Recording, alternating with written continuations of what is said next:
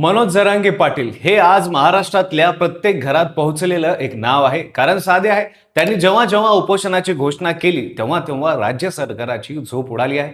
आता पुन्हा एकदा तेच होणार आहे।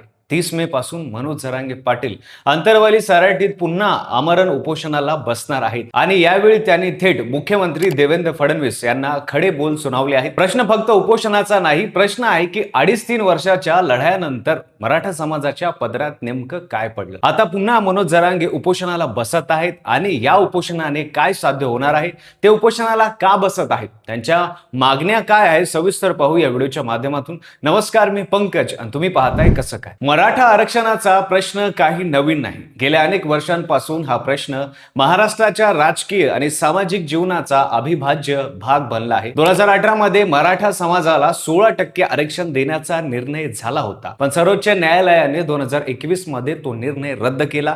50% मर्यादा ओलांडता येत नाही असा आदेश आला आणि मराठा समाजाची आरक्षणाची स्वप्न धुळीस मिळाली। त्यानंतर जालना जिल्ह्यातील अंतरवली सराटी गावातून एक आवाज उठला। मनोज जरांगे पाटील यांनी 2023 मध्ये उपोषणाला सुरुवात केली आणि पाहता पाहता हे आंदोलन राज्यव्यापी बनले। त्यांची मागणी होती की मराठ्यांना कुणबी जात प्रमाणपत्र देऊन ओबीसी प्रवर्गातून आरक्षण मिळावे। हैदराबाद गॅजेटमध्ये ज्या 58 लाख नोंदी आढळल्या आहेत त्यांच्या आधारे प्रमाणपत्र द्यावीत ही त्यांची ठाम भूमिका होती। आतापर्यंत अनेकदा उपोषण झाले, सरकारने GR काढले, आश्वासनं दिली, पण मराठवाड्यातील लाखो मराठ्यांच्या हाती अद्याप प्रमाणपत्र पडलेलं नाही आणि जून महिन्यातील महाविद्यालयांमध्ये प्रवेशाची प्रक्रिया सुरू होणार आहे। त्यामुळे जरांगे पाटलांनी पुन्हा एकदा रणशिंग फुकले आहेत। अंतरवली सराटीतील नुकतीच एक बैठक पार पडली। मराठा आंदोलनाची पुढची दिशा ठरवण्यासाठी जरांगे पाटील यांनी बैठक बोलावली होती। हजारो समर्थक जमले होते, वातावरण तापलेले होते आणि मग जरांगे पाटील बोलू लागले। ते म्हणाले, आपण 2.5-3 वर्षांपासून लढत आहोत। समाजाच्या पदरात काय पडले, लाखो कुटुंबांनी या आंदोलनात सहभाग घेतला, रस्त्यावर उतरले, त्यांचा परिणाम काय। जून महिन्यात मुलांचे प्रवेश सुरू होणार आहेत, पण आरक्षणाचा लाभ मिळणार की नाही हे अनिश्चित आहे। सरकारावर थेट हल्ला करताना ते म्हणाले, सरकाराला मराठा समाज मोठा व्हावा असं वाटत नाही, सत्तेशिवाय नाही तर मराठ्यांशिवाय शहाणपण चालत नाही असं खोचक शब्द त्यांनी वापरले। भाजपमधल्या मराठ्यांच्या मुलंबाळांनाही आरक्षण लागणारच आहे ना, मग हा अन्याय का असा सवाल त्यांनी थेट केला। या बैठकीत जरांगे पाटलांनी मुख्यमंत्री देवेंद्र फडणवीस यांच्यावर विशेष ताशेरे ओढले। ते म्हणाले, फडणवीस, तुम्हाला मंत्री मराठ्यांनीच केले, राजकीय आणि सामाजिक दोन्ही कोनातून हे विधान अत्यंत महत्वाचं आहे। फडणवीस यांनी विधानसभेत स्पष्टपणे सांगितले होते की मंत्र्यांना किंमत नाही, मुख्यमंत्रींचा सर्वेसर्वा आहे, तर मग प्रमाणपत्र रोखण्यात तुमचाच हात आहे असं थेट आरोप जरांगे पाटलांनी केला। हैदराबाद गॅजेटचा GR सरकारने काढला, पण अंमलबजावणी होत नाही। सातारा, कोल्हापूर आणि ओन संस्थांचा GR अजून निघालेला नाही। ज्याप्रमाणे ओबीसी साठी एक दिवसा GR काढला होता, तसाच मराठ्यांसाठी का काढत नाही असा प्रश्न त्यांनी उपस्थित केला। एकनाथ शिंदे मुख्यमंत्री असताना त्यांनी अभियान घेऊन कुणबी प्रमाणपत्राचे फडणवीसांनाही तेच करावे असं त्यांनी आव्हान केलं। आणखीन एक धक्कादायक आरोप आहे या बैठकीत समोर आला आहे।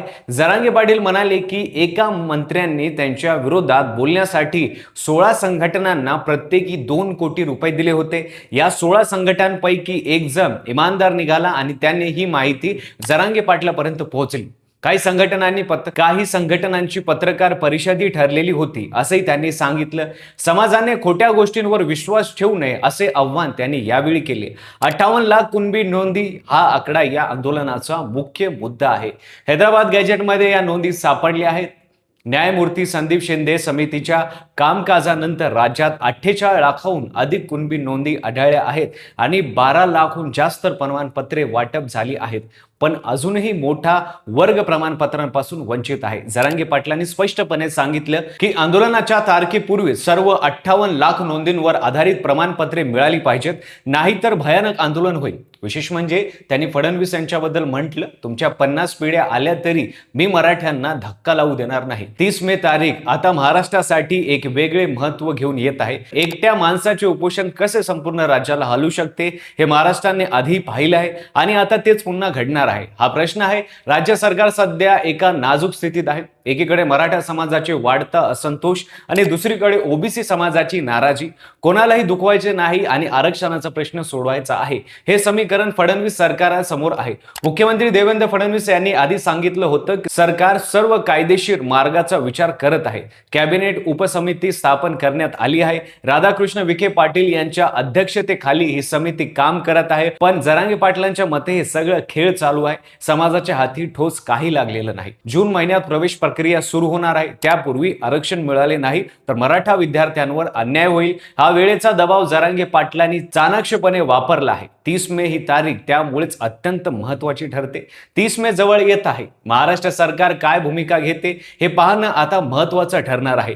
याप्रमाणे प्रमाणपत्रे मिळतात की आंदोलन पेटते हे येणारे दिवस सांगतील. हे उपोषण थांबवण्यासाठी आणि मराठा समाजाचा असंतोष दूर करण्यासाठी सरकार काय भूमिका घेईल, तुम्हाला काय वाटतं ते कमेंटमध्ये नक्की सांगा. व्हिडिओ आवडला असेल तर लाईक करा. चॅनलवर नवीन असाल तर चॅनल सबस्क्राईब करायला विसरू नका आणि पाहत राहा फक्त कसं काय.